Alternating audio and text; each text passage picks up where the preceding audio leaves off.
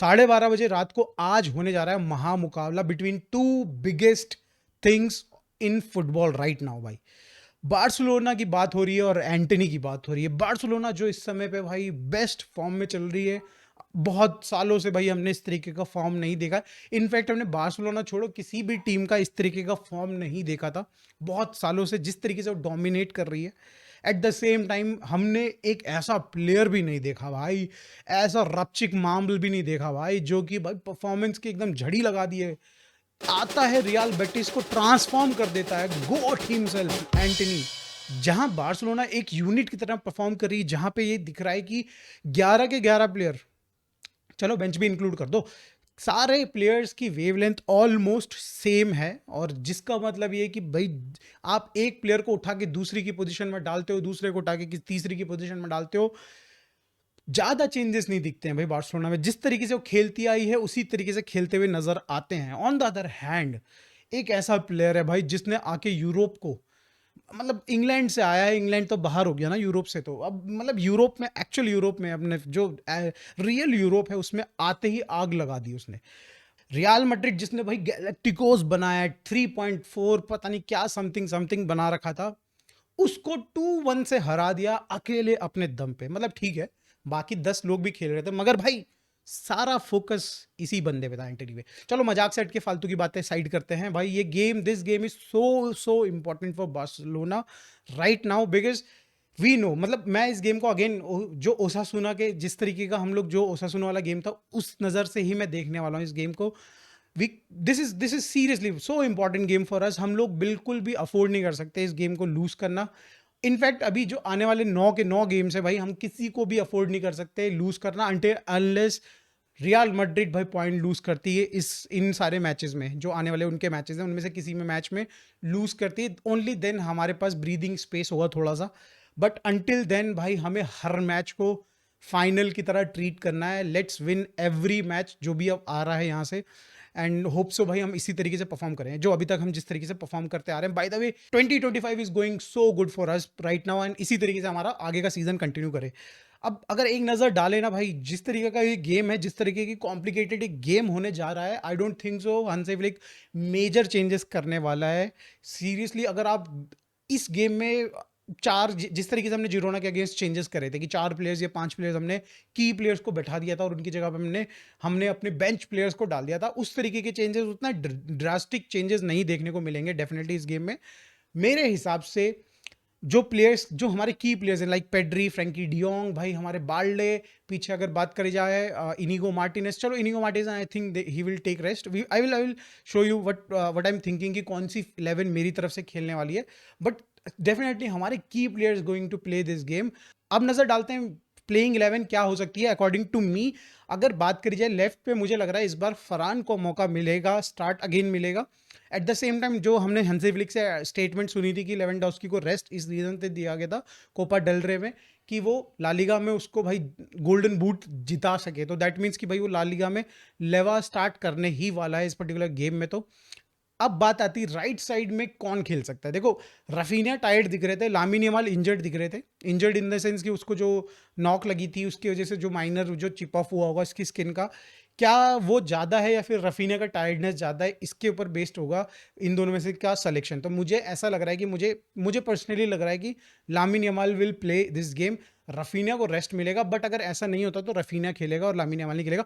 But I think हम एक ही player को इस समय इस गेम में बैठाना अफोर्ड कर सकते हैं। अब पीछे की अगर बात करी जाए तो फरमीन ने लगातार 3 से 4 गेम खेल लिए आई थिंक, जब से वो हमारा ओसासुना का गेम हुआ है, फिर उसके बाद हमने खेला अगेंस्ट जिरोना के साथ, and then we have played against Atletico Madrid. तो ये 3 गेम लगातार खेल चुका है। तो डेफिनेटली हमें ब्रोशा डॉर्टमेंट के लिए भाई फरमीन वापस से चाहिए, उसकी एनर्जी चाहिए, उसकी भाई वो जो उसकी टेक्निकलिटी वो हमें चाहिए ब्रोशा डॉर्टमेंट के गेम के अगेंस्ट। तो उसको शायद से रेस्ट मिलेगा इस गेम में, and Gavi will play. Gavi का पिछले गेम में आपको पता है कि भाई नॉक था, दैट्स वाई वो सब नहीं हो पाया था।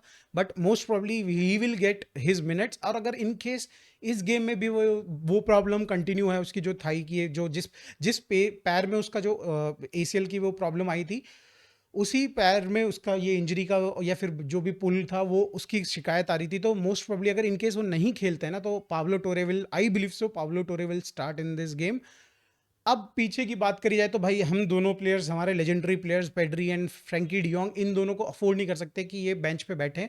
दोनों में से कोई भी मेरे हिसाब से बेंच पे नहीं बैठने वाला। May be they will get सब्ड of अगर हम लोग सेकेंड हाफ में कुछ अच्छा करते हैं तो, बट नहीं बैठने वाला भाई मेरे हिसाब से। तो अगर बात करी जाए बाल्डे की, तो बाल्डे मेरे हिसाब से भाई इस गेम में खेलने वाले हैं, क्योंकि हमारा जो राइट साइड में जो राइट बैक है हमारे कुंडे, उन्होंने लगभग पूरा 1 साल खेल लिया है और भाई 2023 से लगातार खेले ही जा रहे हैं ऐसा लग रहा है। और भाई आई थिंक हंसे विलिक को समझना पड़ेगा कि बड़े बिग गेम प्लेयर है भाई वो, अगर उसको कुछ हो जाता है तो गड़बड़ हो जाएगी। सो आई एम एक्सपेक्टिंग कि इस समय पे कुंडे की जगह पे फोर्ट खेलेंगे, बट भाई बहुत बड़ी, मैं शॉकूंगा नहीं, मेरे लिए शॉकिंग चीज़ नहीं होगी कि वापस से मैं कुंडे को देख लेता हूँ खेलते हुए।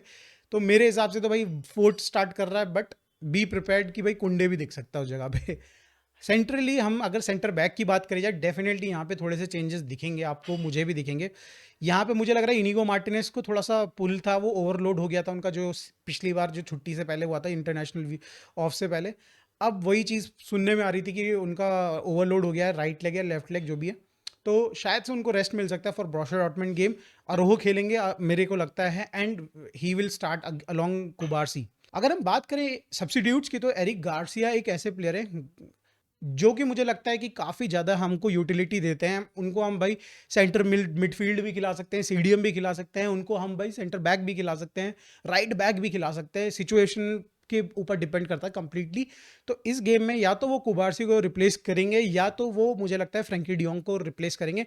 मोस्ट प्रोबेबली मेरे हिसाब से वो फ्रैंकी डियोंग को रिप्लेस करने वाले हैं, बिकॉज मुझे लगता है कि इस गेम में शायद से कहीं ना कहीं हमें एक सर्टेन टाइम पे क्रिश्चियनसन भी देखने को मिल सकते हैं, अगर हम लोग अच्छा कर रहे हैं ऑब्वियसली। तो एट द सेम टाइम भाई मुझे लगता है कि पाओ विक्टर का भी अब हमें एक्चुअल यूज़ करना शुरू कर देना चाहिए। हमारे पास भाई बहुत ही कम टाइम बचा है, हमारे जो चैंपियंस लीग के मुकाबले हैं भाई बहुत टफ हो सकते हैं। ब्रोशर डॉर्टमुंड को हमें बिल्कुल हल्के में नहीं लेना चाहिए। By the way they are on 10th position right now, और जिस तरीके से उनका सीजन जा रहा है तो बहुत कोई अच्छा सीजन ही जा रहा है। बट आपको ये भी तो भाई इग्नोर नहीं करना चाहिए कि चैंपियंस लीग में भाई क्वार्टर फाइनल्स तक पहुंच चुके हैं। कितनी अच्छी अच्छी टीम्स, मैन सिटी जैसी टीम्स नहीं पहुंच पाई हैं क्वार्टर फाइनल्स तक भाई, और ये टीम पहुंच गई है लिटरली।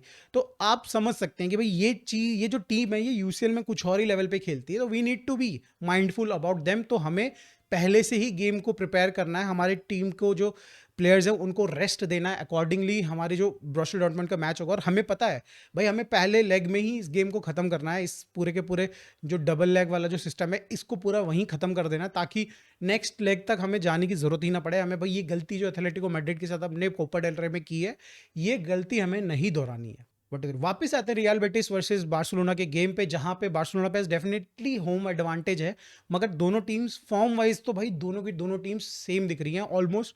जहां बार्सिलोना ने भाई पिछले कई गेम से, मतलब 2025 से एक भी गेम हारा नहीं है डेफिनेटली हमने, और हमने लगभग आई थिंक 8 मुकाबले ला लीगा के लगातार जीते हैं। At the same time real Betis ने 7 मुकाबलों में से 6 मुकाबले जीते हैं। दे हैव वन 6 गेम्स इन 7 भाई। ये दिखाता है कि उनका फॉर्म भी बहुत ही ज़्यादा तगड़ा है, उनके अंदर भी वही मोटिवेशन बहुत ही ज़्यादा है, because right now they are on sitting on 6th in LaLiga table में, और उनसे जस्ट ऊपर विला रियाल है जो कि सेम पॉइंट के साथ 5th पोजीशन पे हैं, मगर उनके पास एक गेम इन हैंड है, और वो गेम भाई उनका एथलेटिक बिल्बाओ के साथ है। तो बेटिस कहीं ना कहीं ये सोच रही होगी कि मे बी भाई एथलेटिक उनको हरा देगी या फिर ड्रॉ कर देगी, एंड ये उनके पास अपॉर्चुनिटी कि भाई उनसे ऊपर पहुंच सकते हैं। चैंपियंस लीग तो नहीं, बट यूरोपा के लिए क्वालिफाई कर सकते हैं इस पर्टिकुलर टाइम पे। तो मेरे हिसाब से तो भाई real Betis will go full ham. Scoring wise भी अगर बात करी जाए ना, दोनों टीम्स ऑलमोस्ट सेम चल रही ला लीगा में।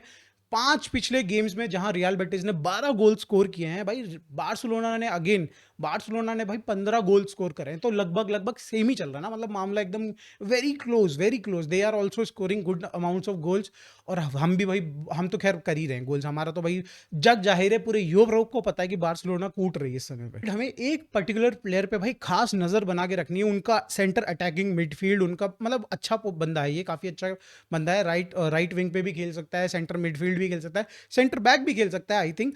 तो मतलब काफी अच्छी प्रोफाइल है इटसेल्फ इसकी, और टॉप गोल स्कोरिंग वाइज भाई सबसे ज़्यादा गोल्स ये इस समय पे इनके लिए कर रहा है, इसका नाम है जियोवानी लो चेल्सो। भाई नाम जैसा भी हो, मैं बुचरिंग कर दी हो मैंने डेफिनेटली, तो प्लीज़ इग्नोर करना उस चीज़ को, मैंने आपको दिखा रहे हैं। मगर भाई अगर इसको इसके स्टैट्स को अगर कंपेयर करा जाए पेड्री से, तो आप देख सकते हैं इसकी भी भाई रेटिंग पूरे सीजन भर की बहुत ही ज़बरदस्त रही है।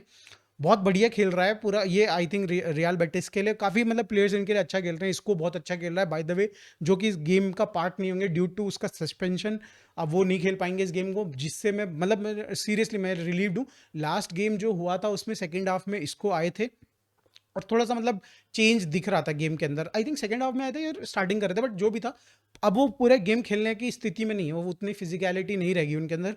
बट जब भी वो दिखते हैं पिच पे भाई, वो दिखता है कि बंदा कंट्रोल करता है गेम को, लाइक पेड्री या फिर फ्रैंकी डियोंग की अगर जिस तरीके की प्रोफाइल होती है, उसी तरीके की प्रोफाइल इसको की भी है। वो पूरा गेम कंट्रोल करता है, अपने हाथ से अपने पाँव से करता है, and at the same time attacking की जिम्मेदारी लाइक ओल्मो या फिर हमारे जिस तरीके के फरमीन खेलता है, इस बंदे की रहती है, ला चेल्सो की, लो चेल्सो की।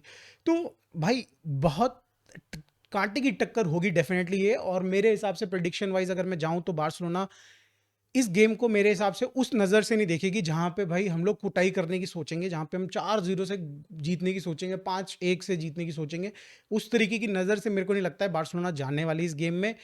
कहीं ना कहीं थोड़ा डिफेंसिव होंगी बार्सिलोना, मतलब डिफेंसिव इन द सेंस कि अगर गोल स्कोर कर दिए तो लेट सिट बैक और थोड़ा सा मतलब वेट करते हैं, थोड़ा आराम करते हैं भाई, अपने प्लेयर्स को फ्रेश रखते हैं ब्रोसिया डॉर्टमुंड के गेम के लिए।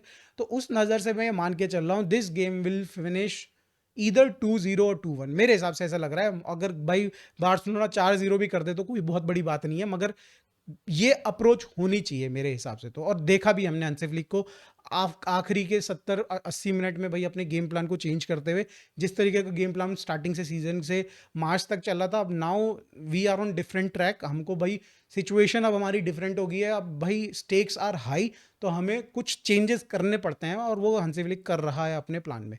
तो भाई इस गेम का प्रीव्यू ये रहा, बार्सिलोना जीतने वाली है विथ 2-1 और 2-0 स्कोर लाइन। और आप लोगों को वीडियो पसंद आई हो, रिव्यू पसंद आया हो, प्रीव्यू पसंद आया हो, तो प्लीज लाइक कर देना, चैनल को सब्सक्राइब कर देना। मिलते हैं गेम के रिव्यू वीडियो में, till then thanks for watching and goodbye for now. Thank you.